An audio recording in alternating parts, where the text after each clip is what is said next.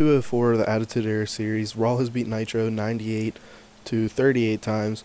The last 44 shows have had an 88 rating or better. It is now the 11th of January.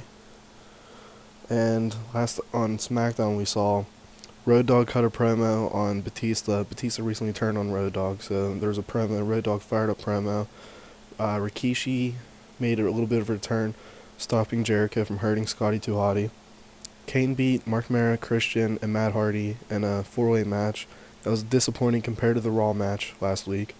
And Stone Cold confronted Triple H and Steph over where Vince is, and he wants to kick Vince's ass. So we're playing like a cat and mouse game with Vince McMahon and Stone Cold right now. And then our 6-man tag main event, the Un-Americans, Bloom, Storm, Regal versus Mankind, Rock, and Owen, with the baby faces going over. This episode of Raw will be a good one, I hope. I don't know, this main event will go well, but I don't know how well it'll go. So we start off the show with Triple H cutting a promo on Mankind. Basically, he's just a dick. He's like, Mankind doesn't deserve to be champion. He would never be champion as long as I'm holding, shit. I lost my train of thought. Basically, he'd say Mankind's not championship material, and Triple H and Stephanie McMahon's WWE, and Mick will never beat him. Following that, we go to backstage where Team Perfect's kind of promo Eddie Guerrero and Hector Guerrero, and this leads to a fun tag match with Team Perfect beating the two brothers. Team Perfect getting the win when Chris Candido defeated Hector by a diving headbutt. I guess it's Chris's finisher. But just a match that, Hector was beaten up by Team Perfect, and this is just Eddie getting some vengeance. Or trying to with his brother, and they fail. Following that, we get a singles action where the hardcore title's on the line, with Crash Holly defending his title versus Chavo Guerrero, making defense number 3. And this is the longest hardcore title reign since its inception. Next, we have an in-ring segment where Batista and Road Dogg brawl, with Batista getting a little bit of the upper hand, and the Road agents come out and separate them. Batista recently turned heel on Road Dogg, falling like a losing streak, and he's looking to go out on his own. Here we have Val Venis cutting a promo where he introduces a new film of his that features Kurt Angle. Kurt Angle would be in the ring, cutting a promo. Val Venis would interrupt, like a video package. Excuse me, as I take a breath. Kurt's cutting a promo on his IC title match with Val, the upcoming pay-per-view. Val says, before we have that, I have a new video, and then starts playing it, and Kurt Angle's like on the mic. He's like, "Hey, it's my high school sweetheart," something like that, like an ex-girlfriend, and it's just her and Val. I think that'd be a fun angle for Val. Fun way to play off Kurt's goofiness and comedic timing. Fun way for Val, to get some comeuppance against Kurt Angle, and a way to, keep his character relevant. Following that, we see Rikishi defeat Gangrel in the squash. And then he cuts a promo and challenges Chris Jericho in a match, running Chris Jericho off on SmackDown. Then following that, we have a thing where Vince McMahon appears via video at Titan Towers. He says, "You know what? At pay-per-view, I'm tired of the fans. I'm tired of how they tell me who they want to see the top guy. I'm done with that. So it's going to be The Rock versus Stone Cold Steve Austin pay-per-view. And whoever wins that will be in the Royal Rumble. The loser will not be in the Royal Rumble." Stone Cold comes out, cuts a promo on Vince. Vince says he has to go. Bye. And this is just more cat and mouse. And now we had a dynamic with The Rock and Vince and Stone Cold that we haven't had in a while. As Rock is a face now too.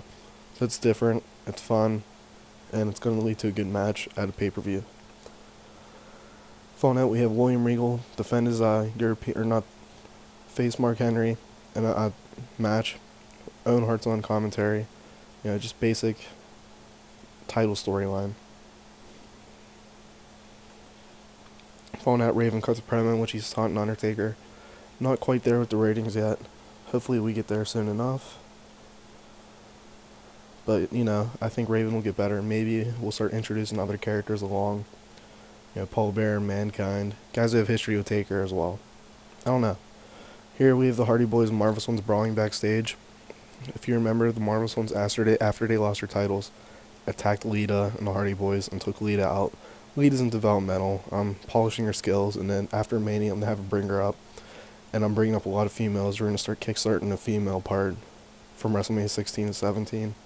Because that's something new to the game, new to me, and it's about time. Then our main event, See what I mean? A little disappointing, but not really. We have X-Pac and Kane versus Edge and Christian. Kane defeats Christian by pinfall after a chokeslam.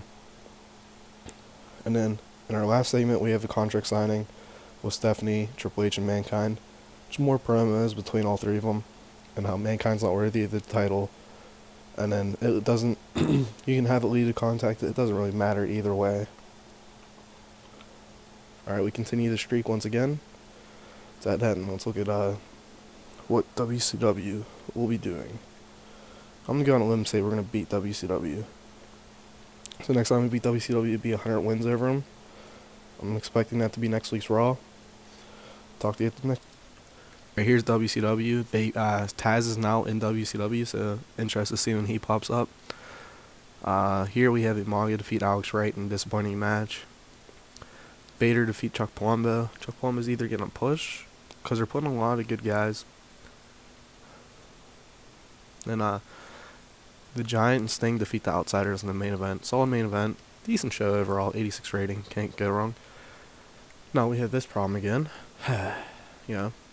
Here, Goldust's contract is up. So, of course, WCW goes after him. And then this is Owen Hart complimenting Mark Henry.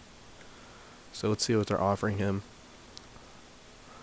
And I don't know if I should let Dustin go, get him. I'm gonna counter the offer. Pretty much gonna match it. Nope. I don't know if he's worth that money though. Cause I mean, not that he's worth, not that I don't have it, but I don't know what long-term plans I have with Goldust. Like when Taz goes, that sets the room up. Someone else with Goldust gun, maybe that sets the room up for someone else to show up. Huh. I'm gonna counter it, and then they're gonna counter it again. And if they counter, if it goes past like a certain amount, if I figure out if I don't need them, yeah, I'm just looking for new faces, like more of a roster turnover. So yeah, I think it'd be interesting. And if they're gonna outbid me a ridiculous amount, why not just let him go?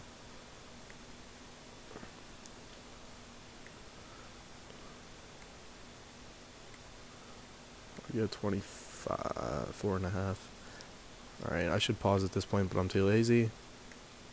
But yeah, I don't know. I'm just curious to see what they do now that I countered. But I'm not going to miss Dustin if he's gone. Because I'll just set room up for me to push someone else. Like Crash Holly can become the mid-carder. You know what I mean? Or, I am going to bring in Benoit, Malenko, and Saturn at some point next year. So, that'll be new guys. So maybe, it's a give and take. Alright, well, that's going to be it for this episode. I'm not going to show you anything else. The next couple episodes are going to be quick until we get to pay-per-view. So next episode, Raw is going to be quick, like this. Then the pay-per-view. Then I'm going to try to finish out the year in the next day or two. And then I don't know how long I'm going to be recording after that. So I'll talk to you guys next time.